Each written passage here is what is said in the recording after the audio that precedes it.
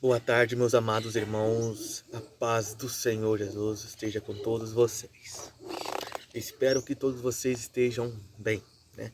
Eu estou bem com a graça do Senhor Jesus. Como é bom ser salvo, né? E a pergunta é: você tem 100% de certeza de sua salvação? Se você não tem, comenta aqui no comentário que estarei conversando com você, tá bom? E se você tem, glória a Deus por isso. Mas se você não tem, ou não tem certeza, comenta que eu estarei entrando em contato com você, tá bom? Hoje o tema é sobre arrependimento, tá? Hoje o tema é muito importante para todos nós. Bora lá para segundo Crônicas, capítulo 33. Segundo Crônicas, capítulo 33.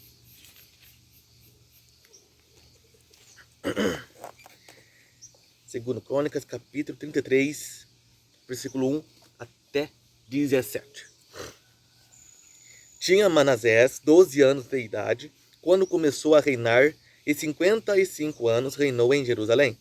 E fez o que era mal aos olhos do Senhor, conforme as abominações dos gentios, que o Senhor lançara fora de diante dos filhos de Israel. Porque tornou a edificar os altos que Ezequias, seu pai, tinha derrubado, e levantou altares aos Baalins, e fez bosques, e prostrou-se diante de todo o exército dos céus, e os serviu. E edificou altares na casa do Senhor, da qual o Senhor tinha falado, em Jerusalém: estará o meu nome eternamente.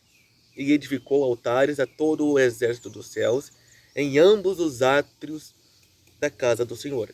Fez ele também passar seus filhos pelo fogo no vale do filho de Inão, e usou de adivinhações e de agouros e de feitiçarias, e consultou adivinhos e encantadores, e fez muitíssimo mal aos olhos do Senhor, para o provocar a ira. Também pôs uma imagem de escultura do ídolo que tinha feito na casa de Deus, da qual Deus tinha falado a Davi e a Salomão seu filho: nesta casa e em Jerusalém, que escolhi de todas as tribos de Israel, porei o meu nome para sempre, e nunca mais removerei o pé de Israel da terra que destinei a vossos pais, contanto que tenham cuidado de fazer tudo o que eu lhes ordenei, conforme a toda a lei e estatutos e juízos dados pela mão de Moisés. E Manassés tanto fez errar a Judá e aos moradores de Jerusalém, que fizeram pior do que as nações que o Senhor tinha destruído de diante dos filhos de Israel. E falou o Senhor a Manassés e ao seu povo, porém não deram ouvidos. Assim o Senhor trouxe sobre eles os capitães do exército do rei da Assíria, os quais prenderam a Manassés com ganchos, e amarrando com cadeias o levaram para Babilônia. E ele, angustiado, orou deveras ao Senhor, seu Deus, Manassés. E humilhou-se muito perante o Deus de seus pais. E fez-lhe oração, e Deus se aplacou para com ele, e ouviu a sua súplica, e tornou a trazê-lo a Jerusalém ao reino. Então conheceu Manassés que o Senhor era Deus.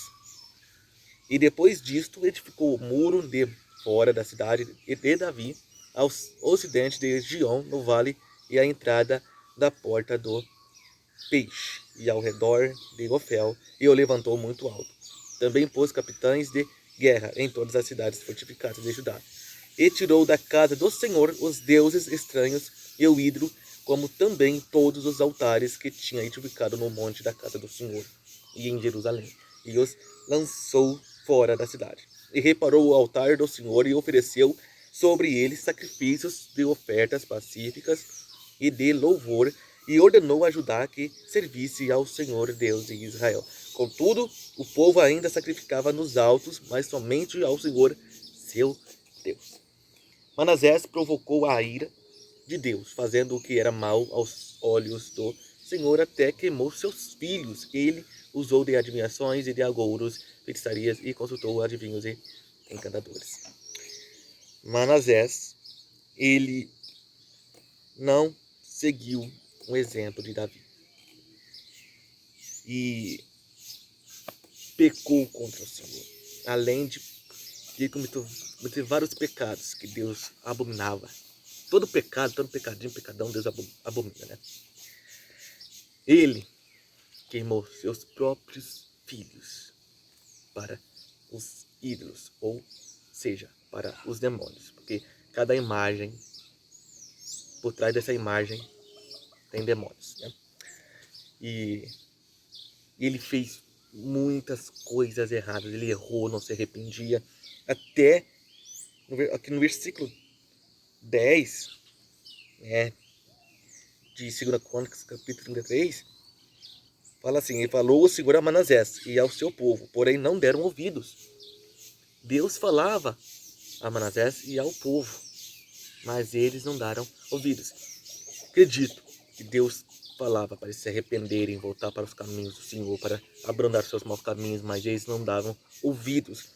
E Deus trouxe sobre eles os capitães do exército do rei da Síria, e os quais prenderam a Manassés, e o qual também ficou angustiado, se arrependeu, orou ao Senhor, e Deus se aplacou dele e trouxe de volta para Jerusalém. Aqui, Manassés, ele se arrependeu, e no versículo 13 fala que então conheceu Manassés que o Senhor era Deus. Ele conheceu que o Senhor era Deus. Ele era o único Deus verdadeiro, que não era mais outro, somente Deus. Porque Deus é um só e não existe outro. Somente Deus é o Criador dos céus e da terra. Manassés, aqui, ele se arrependeu. E graças a Deus por isso, glória a Deus por isso que ele se arrependeu, né? E olha, se vê, nós, às vezes, a gente pecamos, afastamos da presença, né? E Deus nos avisando, nos alertando, a gente fingimos de surdo, né? Às vezes a gente fingimos de surdo para não ouvir, para não. Mas até quando acontece alguma coisa, né? A gente fica angustiado, acontece alguma coisa ruim, a gente se arrependemos e voltamos para o Senhor, né? Irmãos, eu tive que mudar de lugar, né? Porque tinha começado a chover. Agora estou aqui dentro do quarto. Também foi bom também, tinha uns mosquitos me atrapalhando. Mas bora continuar então. Atos capítulo 17, versículo 30. Mas Deus, não tendo em conta os tempos da ignorância, ordena agora a todos os homens e em todo lugar que se arrependam. Deus não levar em conta o tempo da nossa ignorância, nosso pecado, mas agora ele ordena que todos os homens, tanto homem, tanto mulher, se arrependam. Ele ordena que você se arrependa de seus pecados. Ele ordena que eu me arrependa dos meus pecados. É isso que ele quer de nós. Ele quer que nós se arrependamos dos nossos pecados e entregamos nossa vida para ele. É isso que ele quer. Arrependimento. Porque arrependimento, ele é importante. Agora, quero continuar falando sobre Manassés, Manassés provocou a ira de Deus, fazendo o que era mal aos olhos do Senhor, até queimou seus filhos. Ele usou de adivinhações e de agouros, feitiçarias, e consultou adivinhos e encantadores. Eu sei que eu já li esse versículo, mas eu quero levar vocês lá em Levíticos, porque confesso eu ia falar isso no vídeo, mas confesso que eu esqueci. Então, Levítico, não sei se está no 19, se está no... Deixa eu ver. Aqui, ó. Em Levítico capítulo 19, versículo 4. Não vos virareis para os ídolos, nem vos fareis deuses de fundição. Eu sou o Senhor, vosso Deus. Foi isso que Manassés fez. Agora, vamos virar uma página antes, né? Depois, né, pra verdade. Que tá escrito aqui, ó. Está lá em versículo 31 de Levítico 19 ainda. Não vos virareis para os adivinhadores e encantadores. Não os busqueis, contaminando-vos com eles. Eu sou o Senhor vosso Deus. E foi isso que Manassés fez, né? Virou para os adivinhadores, né? Ele virou para os adivinhadores, mas aqui fala sobre a repetição de diversas leis, né? Fala sobre a repetição de diversas leis para nas leis de Deus, né? E agora, meus irmãos, eu quero levar vocês sobre lá em 2 Samuel. 2 Samuel. Que é um versículo onde o profeta Natã repreendeu Davi. Repreendeu Davi por quê? Porque ele pecou contra Deus, ele tomou Batseba, mulher de Urias. Olha aí o quanto que foi grave. E olha, você vê o que Deus falou para Davi. 2 Samuel capítulo 12, versículo 7 diante. Então disse Natã a Davi: Tu és este homem, assim diz o Senhor, Deus de Israel. Eu te ungi rei sobre Israel, e eu te livrei das mãos de Saul, e te dei a casa de teu senhor e as mulheres de teu senhor em teu seio. E também te dei a casa de Israel e de Judá. E se isto é pouco, mas te acrescentaria tais e tais coisas. Por que, pois, desprezaste a palavra do Senhor, fazendo mal diante de seus olhos? A Urias o Eteu feriste a espada, e a sua mulher tomaste por tua mulher, e a ele mataste com a espada dos filhos de Amon. Agora, pois, não se apartará a espada jamais da tua casa, porquanto me desprezaste e tomaste a mulher de Urias, o Eteu, para ser tua mulher. Assim diz o Senhor: Eis que suscitarei da tua própria casa o mal sobre ti, e tomarei tuas mulheres perante os teus olhos, e as darei a teu próximo, o qual se deitará com duas mulheres perante este sol. Porque tu o fizeste em oculto, mas eu farei este negócio perante todo o Israel e perante o sol. Mas agora você vê, olha a palavra de Davi. Então disse Davi a Natã: Pequei contra o Senhor. E disse Natã a Davi: Também o Senhor perdoou o teu pecado, não morrerás. Deus perdoou o pecado de Davi e falou que ele não morreria. Mas vamos para o Salmo 51, que fala sobre o arrependimento de Davi, né? Depois de ter pecado com Batseba. Olha aqui, ó, Salmos capítulo 51. Salmo de Davi para o moço mor, quando o profeta Natã veio a ele depois dele ter possuído a Batseba. Tem misericórdia de mim, ó Deus, segundo a tua benignidade. Apaga as minhas transgressões, segundo a multidão das tuas misericórdias. Lava-me completamente da minha iniquidade e purifica-me do meu pecado. Porque eu conheço as minhas transgressões e o meu pecado está sempre diante de mim. Contra ti somente pequei e fiz o que é mal à tua vista, para que sejas justificado quando falares e puro quando julgares. Eis que em iniquidade fui formado, e em pecado me concebeu minha mãe. Eis que amas a verdade no íntimo, e no oculto me fazes conhecer a sabedoria. Purifica-me com esopo, e ficarei puro. Lava-me, e ficarei mais branco do que a neve. Faz-me ouvir jubilo e alegria, para que gozem os ossos que tu quebraste. Esconde a tua face dos meus pecados e apaga todas as minhas iniquidades. Cria em mim, ó Deus, um coração puro e renova em mim um espírito reto. Não me lances fora da tua presença e não retires de mim o teu Espírito Santo. Torna a dar-me a alegria da tua salvação e sustém-me com um espírito voluntário. Então ensinarei aos transgressores os teus caminhos, e os pecadores a ti se converterão. Livra-me dos crimes de sangue, ó Deus, Deus da minha salvação, e a minha língua louvará altamente a tua justiça. Abre, Senhor, os meus lábios, e a minha boca entoará o teu louvor. Pois não desejas sacrifícios, senão eu os daria. tu não te deleitas em holocaustos. Os sacrifícios para Deus são o espírito quebrantado, a um coração quebrantado e contrito não desprezarás, ó Deus. Faze o bem a Sião segundo a tua boa vontade. Edifica os muros de Jerusalém, então te agradarás dos sacrifícios de justiça, dos holocaustos e das ofertas queimadas. Então se oferecerão novilhos sobre o teu altar. Deus, Ele não desprezarás um coração quebrantado, um coração contrito. Deus não desprezarás um pecador arrependido. Então, se você hoje está arrependido por algum pecado, algum erro que cometeu, pensando que Deus não pode te perdoar, Deus sim, Ele pode te perdoar. Ele não te despreza. Ele não despreza aquele que se arrepende, aquele que está com o coração quebrantado e contrito.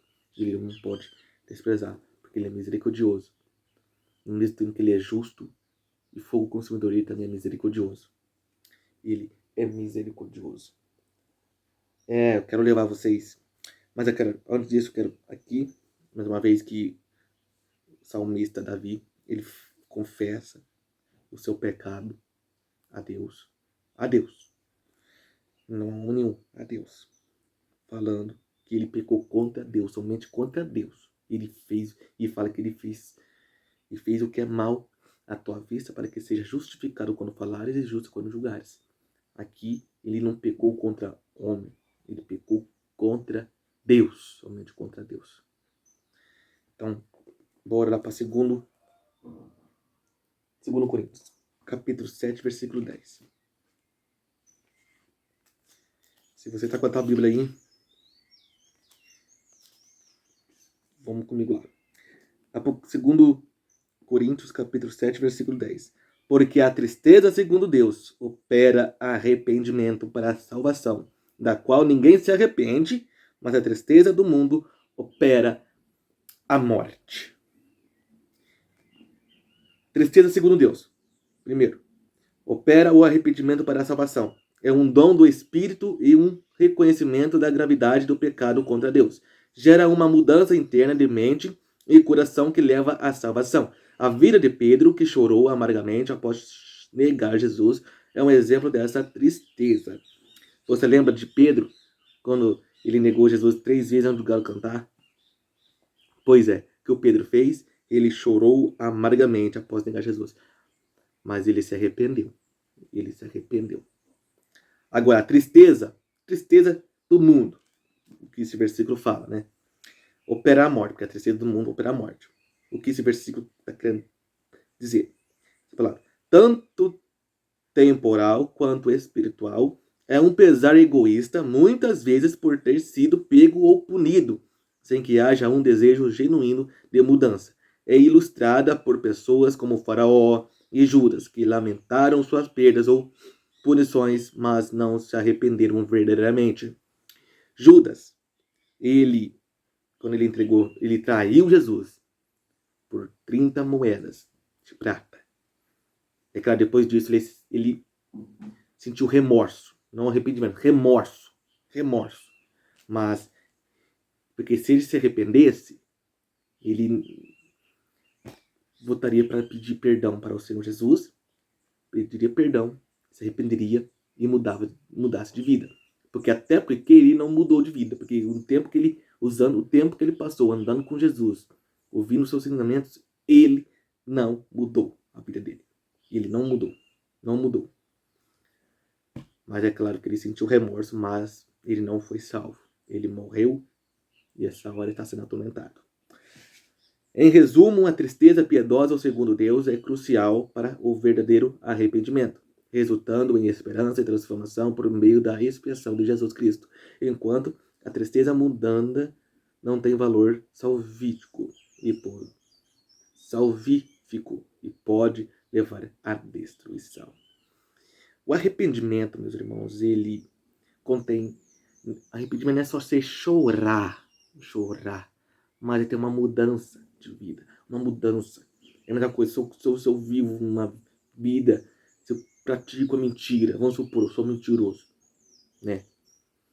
Mas eu me arrependo de ter mentido e peço perdão, né, para Deus e para aquela pessoa. O que eu tenho que fazer? Não voltar a praticar mentira. Tanto mentira e vários outros pecados. Não posso voltar a praticar, tá? Agora, entendeu, irmãos? Irmãos? Então, o arrependimento tem que ser... Se a gente se arrependemos, temos que mudar. Arrependimento gera mudança. A gente tem que mudar nossos atos, tá?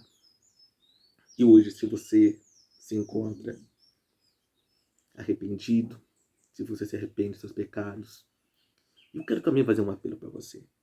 Se você foi tocado com essa palavra, se você tem entendido, lembrando, ó, eu sou pecador, você também é pecador, eu mereço o inferno, mas Cristo, ele pagou o preço, ele morreu por mim naquela cruz, para me oferecer salvação, vida eterna. Ele me ama incondicionalmente, ele me ama incondicionalmente, e ele também morreu por você, ele morreu por toda a humanidade, ele te ama incondicionalmente, ele quer te salvar, ele quer te usar para a obra dele, ele quer te livrar do fogo eterno.